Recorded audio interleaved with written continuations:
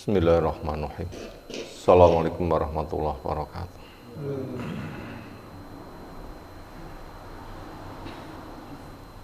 Alhamdulillahirabbil alamin.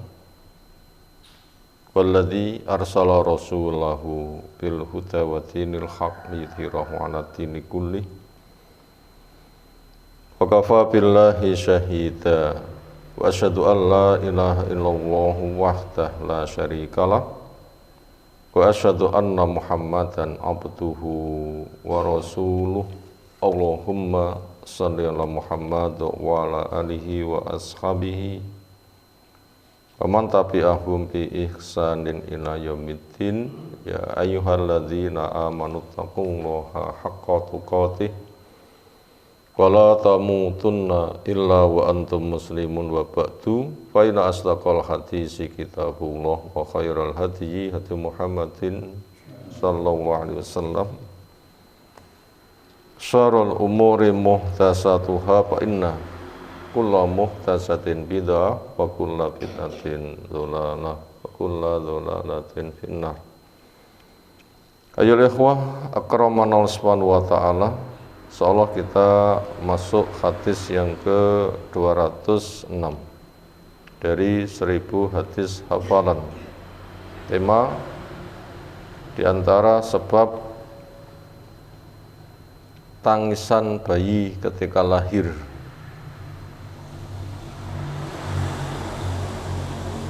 An Abi Hurairah Abdurrahman bin Sakhar Ad-Dawsi radhiyallahu anhu qala Rasulullah sallallahu alaihi wasallam, kullu bani Adam, semua anak turun Nabi Adam alaihissalam, yat anus syaitan, setan menekan, dudul, memegang benda semisal kayu atau tongkat lalu ditohokkan, didudul nih. Fi jambai, di dua lambungnya. Alatnya biisbai, dengan jarinya. Jari ditohokkan, bila mengena mata ya bisa kesakitan. Nah, ini menimpa ke lambungnya. Khina yuladu, dikala dia dilahirkan. Ghaira Isa bin Maryam, yang tidak menjadi korban dudulan setan ini adalah Nabi Isa ibni Maryam. Zahaba yat'unu, setan sebenarnya sudah berusaha untuk menekannya, dudul, dan sudah dikerjakan. Wa ta'ana fil hijab, maka itu menimpa kepada bentengnya. Rawal Bukhari, meriwayatkannya Imam Bukhari. Ayo ikhwah karamana subhanahu wa ta'ala, apa saja pelajaran yang bisa kita ambil dari hadis di atas? Pertama, lengkapnya Islam. Buktinya sampai bayi lahir nangis sudah dibahas dengan dalil. Sahih, Imam Bukhari meriwayatkan, dan itu wahyu yang Allah turunkan, dan itu masuk kepada perkara gaib. Kalau tidak pakai wahyu enggak diketahui. Ini sebagai bentuk dari kesempurnaan Islam. Segala sesuatu dijelaskan. Sampai urusan bayi, urusan setan, masing-masing itu berkaitan masalah setan, ini perkara gaib, ternyata telah dijelaskan dengan gamblang. Tentunya kita supaya banyak mengambil pelajaran. Yang kedua, secara umum ketika bayi lahir itu nangis. Mungkin ada berita atau pertanyaan, piye kabare jereke si Mbak anu apa yang lahir nih? Oh, bayake wis cenger. Apa maknanya? Sudah lahir. Apa itu cenger? Suara tangis. Kenapa bayi lahir kok dikesankan dengan suara tangis? Karena bisa dibilang semua bayi lahir itu nangis.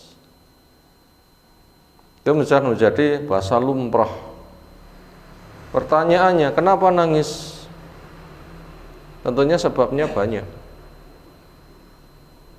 Di antaranya mungkin proses keluarnya berat, walaupun Allah memudahkan.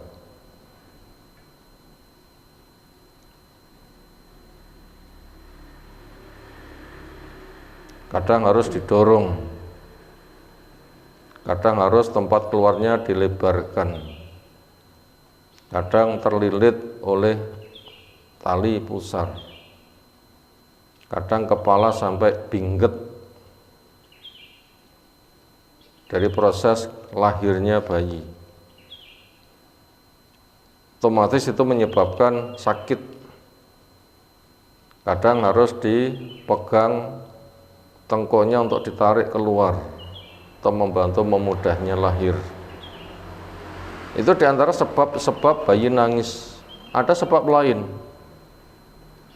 Bayi nangis yang ini melewati pemberitaan wahyu, yaitu karena setan sudah menyambut dengan gangguan, dengan menyakiti, didodol dua lambungnya kanan kiri, didudul, otomatis ya menyebabkan itu kesakitan. Itu tadi pelajaran kedua berkaitan kenapa bayi itu nangis. Pelajaran yang ketiga sebagai ujian iman kepada yang gaib. Karena berkaitan masalah setan tidak terpantau oleh indera. Allah telah menyebutkan tentang iblis dan alamnya, innahu yarakum wa qabiluhu min haitsu la taronahum. Sesungguhnya iblis dan makhluk semisal dia dari alam jin itu bisa melihat kamu, tapi kamu enggak melihat kepada mereka. Indra kita enggak bisa menjangkau. Bila ditanya berdasarkan indra adakah setan, mungkin orang mengatakan karena indranya enggak menjangkau, mengatakan enggak ada. Tapi Allah mengatakan ada. Berdasarkan wahyu. Ini berarti ujian iman kepada yang gaib. Maka diantara tanda keimanan adalah yu'minuna bil ghaibi, iman kepada yang gaib. Termasuk mengimani apa yang diberitakan Nabi SAW termasuk perkara gaib. Karena termasuk dari kewajiban orang yang mencintai Rasul, bersyahadat Muhammadur Rasulullah, setelah mengilmui ilmu yang diajarkan Nabi, termasuk juga adalah mengimani berita yang disampaikan Nabi, termasuk berita gaib itu berdasarkan wahyu.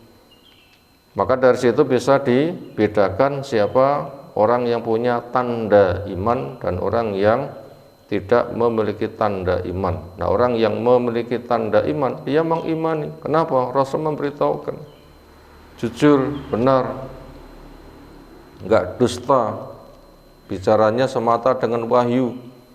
Diberitakan begitu, ya saya percaya walaupun indraku tidak memandangnya.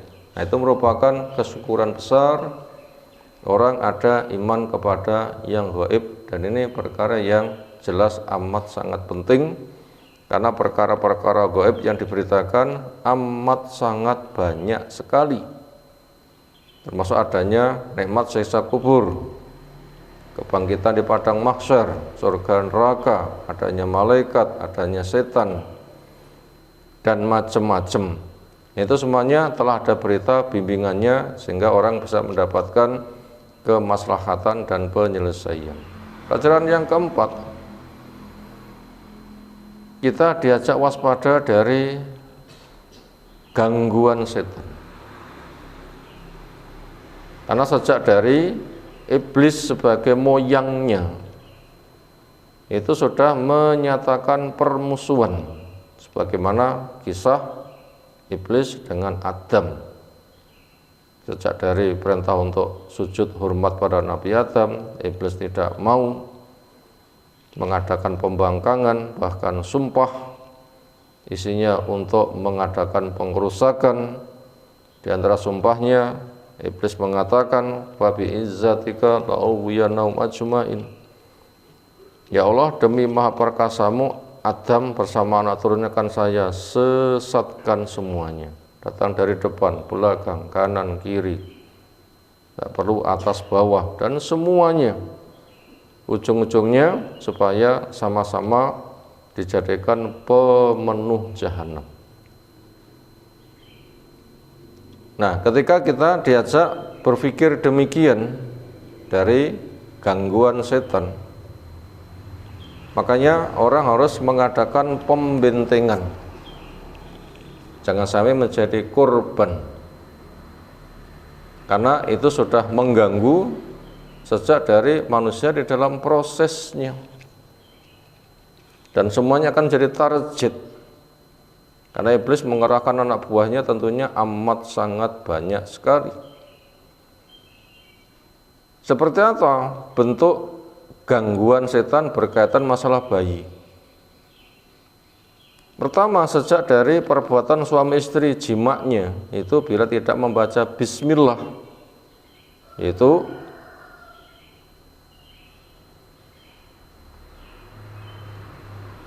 doa mau jima, Allahumma jannibna syaiton, bismillah, Allahumma jannibna syaiton wa jannib syaiton ma razaqtana. Memohon pertolongan kepada Allah dengan bismillah, dilanjutkan dengan doa, ya Allah, jauhkan kami dari setan, jauhkan setan akan apa yang kau rezekikan ini. Itu ketika ada seperti itu berarti berpotensi ada pembentengan dari gangguan setan. Bila tidak, itu setan punya pengaruh besar. Apakah ceritanya kandungan hilang itu termasuk jenis itu? Mungkin. Karena orang berada di dalam rumah, buka enggak bismillah, tutup enggak bismillah, setan juga masuk. Makan enggak bismillah juga masuk, ikut memakan. Dan semuanya selalu mengganggu yang kita tidak tahu, tapi kita diberitahu, maka berbentenglah. Termasuk ketika lahir pun juga sudah disambut dengan disakiti. Termasuk ketika bisa berpikir diberikan was-was. Termasuk ketika mendekati maghrib juga gentayangan, makanya bayi jangan dibiarkan di luar rumah. Kalau setan menjelma bergaya siapa, bayi ini dewi terus dijak melaku-melaku, nanti so hilang, kan macam-macam gangguan yang seperti itu. Dibikin males, kadang didendeni bentuk apa, itu gangguannya sangat banyak sekali, dan itu sudah jadi sumpah mereka, dan kita diwaspadakan, itu musuh bisa menyeret ke neraka. Alam ahad ilaikum ya bani Adam ala ta'budus syaitan innahu lakum aduwwum mubin. Itu musuh diwaspadakan, maka langkahnya jangan diikuti, maka butuh pembentengan. Lalu pelajaran berikutnya, kenapa Nabi Isa ibnu Maryam itu kok terbenteng? Dalam artian tidak kena serangan, karena terbentengi. Peristiwanya gimana? Ceritanya gimana? Ternyata itu diantaranya dengan sebab doa sang nenek atau ibunya Maryam yang berdoa, semisal Allahumma na'udzubika minasyaitonir rajim. Ya Allah, saya memperlindungkan keduanya kepadamu, yaitu Maryam dan anaknya, dari setan. Maka bentuk pembentengannya banyak sekali. Gimana pembentengan bayi dari setan? Banyak sekali. terutama profil orang tua, sehingga bapak yang baik jadi ibu yang baik. Ini termasuk diantara cara untuk membentengi. Yang kedua, setiap kali memiliki kegiatan awalnya dengan bismillah, termasuk perbuatan suami istri, keluar masuk rumah, makan minum, penjagaan selama kehamilan, termasuk kehalalan makanan, termasuk memperbanyak zikir, termasuk doa-doa, dan berbagai macam apa yang dibimbingkan agama yang menata perilaku. Hakikatnya itu adalah untuk pembentengan dari gangguan setan. Di antara hikmahnya seperti itu. Lalu berikutnya termasuk langkah-langkah setan jauhi. Jangan sampai ketika ada gangguan setan itu pembentengannya lewat dukun-dukun. Karena sering bayi ketika dapat gangguan itu disuwuk nih, akhirnya pulang diberikan gelang, kalung dari dukun, itu dimantra-mantrai sehingga setannya masuk pada gelang atau kalung atau cincin, lalu dipasangkan ke bayi. Nah, tujuannya adalah untuk njogo bayi. Bahkan di antara acara klenik anak ada ritual nini among kaki among, sejak dari brokowan, sepasaran, selapanan, telonan, bitonan, itu semua kan acara-acara untuk mengundang setan, mengadakan pembentengan supaya bayi nggak dapat gangguan. Nah, itu kan cara-cara yang jelas itu haram, membahayakan. Makanya pembentengan itu bersifat menyeluruh, termasuk keistiqomahan seseorang di dalam beragama itu penting. Maka jangan lupa orang tua jaga anak, banyak mendoakan keselamatan kepada mereka, diperhatikan pergaulannya, waktunya, dan seterusnya. Kesimpulannya adalah setan itu selalu ndedepi kapan orang lengah lalu menyampaikan serangan. Maka untuk itu pembentengannya harus bersifat menyeluruh. Maka termasuk orang tua zikir pagi, zikir sore. Di antara zikir pagi, jaga saya, harta saya, keluarga saya, jangan sampai kau bongkar kejelekan-kejelekan saya. Itu lengkap ada pada zikir pagi, zikir sore. Itu semua merupakan diantara hikmahnya adalah untuk pembentengan dari setan yang datang dari segala penjuru, mengadakan pengerusakan dan bekerja keras. Makanya kita diberitahu semuanya untuk menempuh jalan keselamatan. Itu tadi beberapa pelajaran yang telah kita sampaikan. Subhanakallahumma bihamdika asyhadu an la ilaha illa anta astaghfiruka wa atubu ilaik. Assalamualaikum warahmatullahi wabarakatuh.